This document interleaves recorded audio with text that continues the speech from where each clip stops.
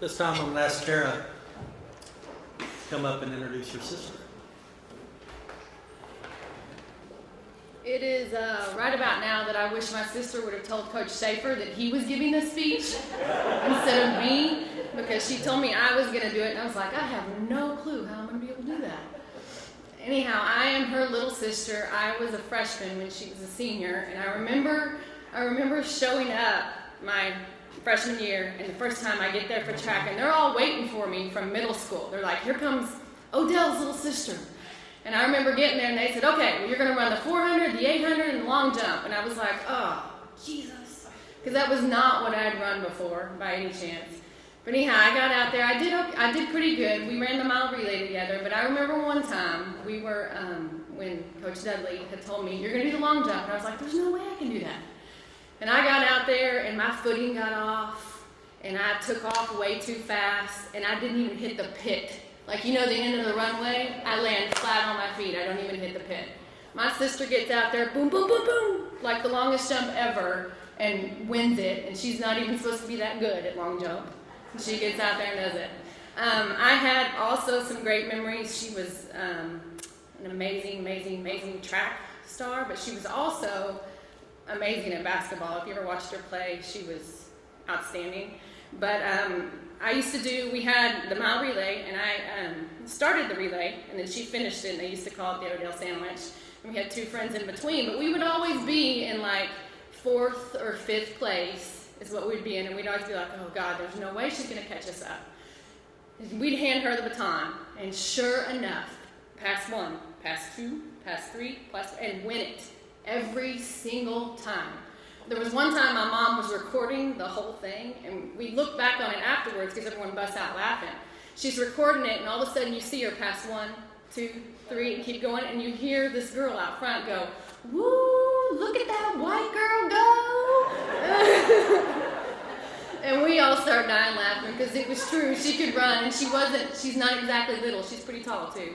So that was pretty fun. I also remember during track, practice, we'd have practice after school, and she could always run faster than guys, most cases.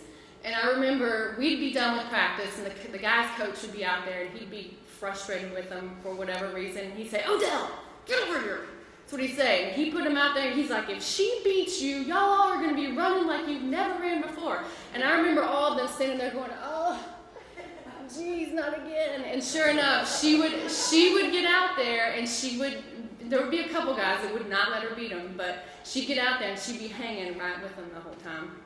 I also remember growing up, whenever scouts started showing up, she got offered quite a few scholarships, and I remember scouts would show up, and my dad, who's quite intimidating looking, he's all sitting in there with them, you know, just watching, and I remember standing in the hallway, like looking around the corner, trying to listen to them all when they were coming in. So it was always interesting seeing that happen. And then, of course, when she went off to college, you know, I couldn't wait to go visit her all the time. I sent an email out to several of our friends that we used to run with here who were amazing athletes also.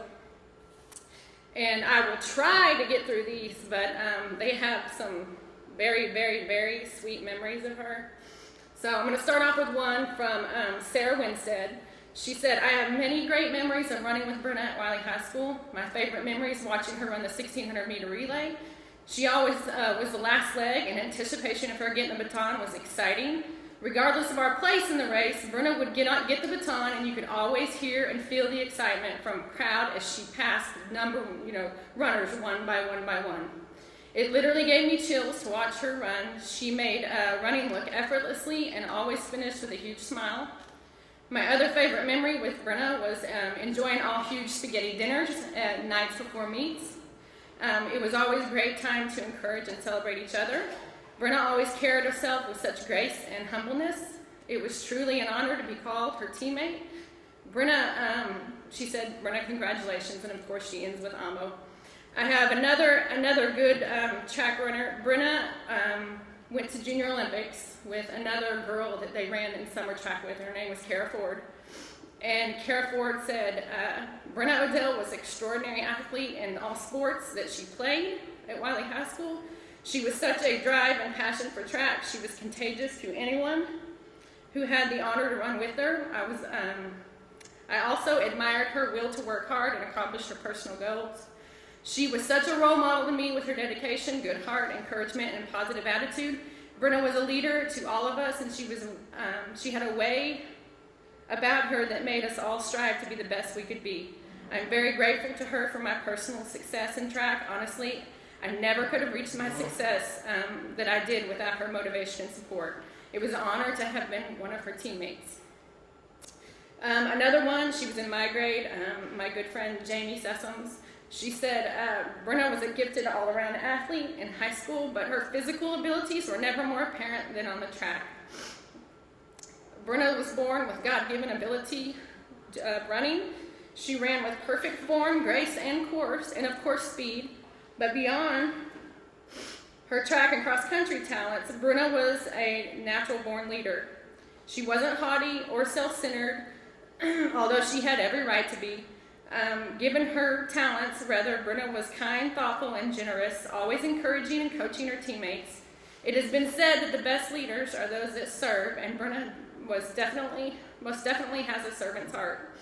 I will always be grateful of the many tips Brenna shared with me on the track, but more apparently, I am grateful to call her her and her family my dear friends and family. I can't think of anyone else more deserving of the Wylie High School honor, not only for her athletic abilities, but her character. Congratulations, Brenna.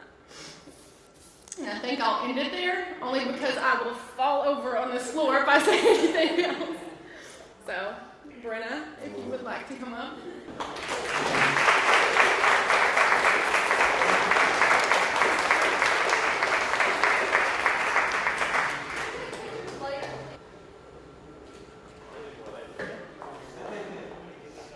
My word. I'm so used to it at my job.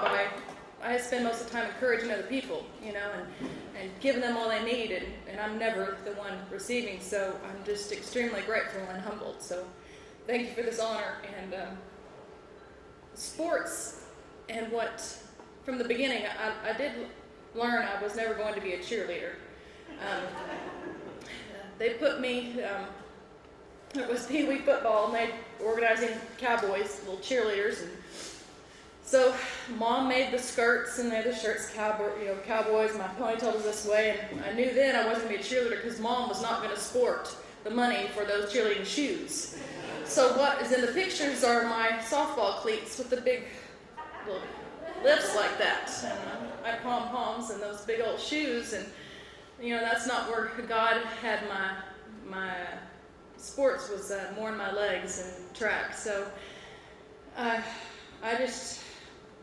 when Coach Schaefer contacted me, I kind of was floored. I'm like, wow, that's kind of amazing for something that God just gave me, and it's what I love to do. It's just what you just do, and so I just can't thank you enough I heard the story of the individual that nominated me when I got here, and I just went, wow, so thank you very much for that. And it has been the core of Wylie that has gotten me where I am today. It has. All those lessons from the beginning, from my family, all the, simple things. There was always a reward after something. My dad was in the military, so, it was a military house kind of. But there was always, you finished a chore, you got to get a popsicle with Dad. That was the reward. So understanding the team effort in the sports, it was ingrained in us from the beginning in the family. And so not only did I learn that at home, I learned that at school and in my coaches. How I think kids are stronger because of sports. So I have to commend all the people that are in school today, teachers and my family at the table. There's 3 of them. My aunt, my mom, and my sister that are all in classrooms with kids. And I hear my sister is an 7th and 8th grade art teacher, and I'm telling you, woo! I hear some of those. I did not do that when I was an 8th grader. Did not. But, so I'm remembering some of the stories.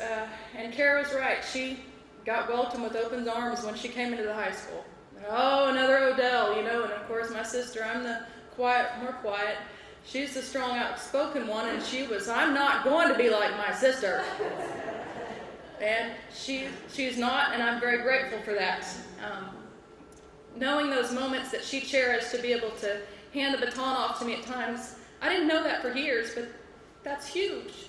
So now I understand why there's not many women in the Hall of Honor in Wylie, because of this. This is where you want to be a dude. I mean, but I know dudes cry, You may do it privately, but, Anyway. So one of the races that I'm going to tell you about is my junior year in high school. I've actually used this many times at work for examples. And it's state meet 1991. And so I've got the 800. And it takes about an hour to warm up for this race. A 2-minute race takes about an hour. So I've been warming up, preparing, and all year long I have been just beating the tar out of everybody. And just doing a great job. So I'm down there, and if you've ever been to a state meet at Texas, you understand the feel of that. You get on it's like 104 out there around that track. And so I'm preparing mentally, and it's just going to be another first, no problem. You've got this.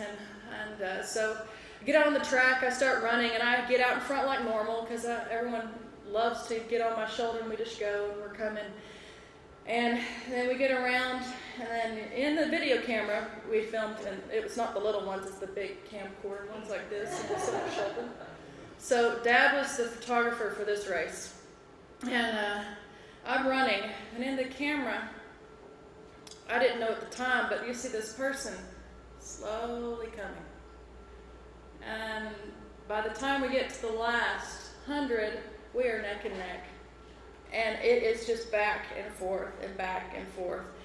And then all of a sudden, she pulls ahead. I get second in the race to a girl I've been beating all year. And you talk about mad. I was furious. And I'd gone downstairs. Mom tried to come over. Get away from me, Mom. I'm down there, and I'm just so frustrated. But I had another race in about 45 minutes. And I'm sitting there just mentally just done.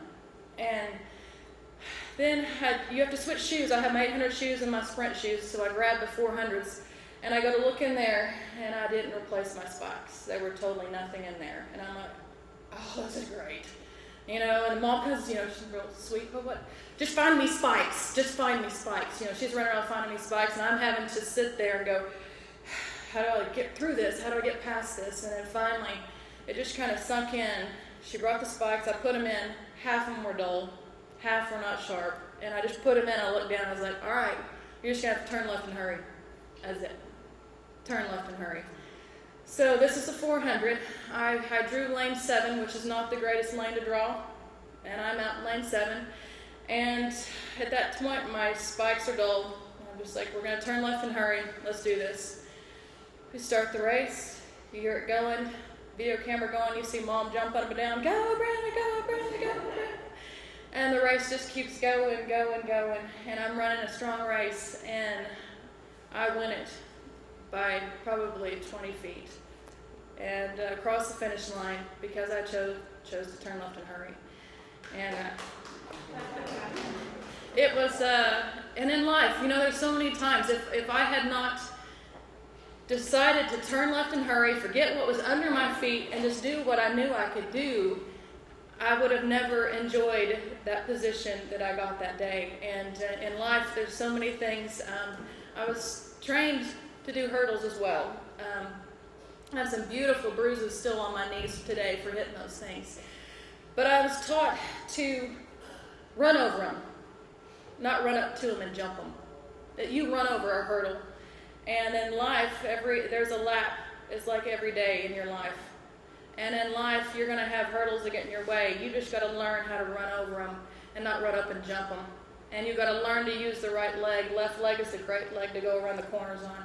So I've told so many people in life, if you learn how just to run over hurdles, they're never going to get you. And that's what I tell a lot of people. Sometimes you just have to turn left and hurry. And you just have to learn to look at the hurdles and just run over them. Because our family has had a lot of hurdles. And because of sports, I was able to run over those hurdles. And my greatest cheerleader went to see Jesus this year. My grandmother, she lost her battle to cancer, but she was the one that always, Noni, watch me run. She lived in El Paso, and no matter where we were, that woman was in those bleachers. She was always there, so it's that family core that she would have been extremely proud, because I was there, watch me run, Noni, watch me run. So it is an absolute honor that something that God gave me has blessed so many people, and I truly can't thank Him enough for giving me these legs, because it is what got me where I am today. It got me my scholarship, full ride. You cannot complain about that. It got me my friends that I am today. It got me the position I'm in today, because there's no way I could have not had the understanding of team sports, respecting your coaches no matter what happens, and getting through that, would I've been able to be here today. And I'm humbled, I'm honored. I remember my first time I ever heard a coach say a cuss word. They were a little un-Jesus-like. It was in 7th grade, believe it or not. And we weren't playing very well. And she dragged us all in that locker room. Said, you need to play right. Yes, Coach James. Yes, Coach James. Okay. And she goes, okay, I'm going to wash my mouth out, and we're going to go have a good game. Yes, ma'am. But still, every time I tried to start a piece of paper with stuff on it, I couldn't. I didn't even know how to thank all of you. My family, my friends. We're just doing what I loved. Turning left and hurry. So I asked God if I wouldn't be a blubbering idiot today, but He didn't grant me that one. Thank you, Lord. Other than that, I'm just going to keep turning left and hurrying, and doing the things I love to do best, and that is to encourage those, like she said, helping people get to know their place, and just encouraging and loving. So, again, thank you so much for this, and God bless you.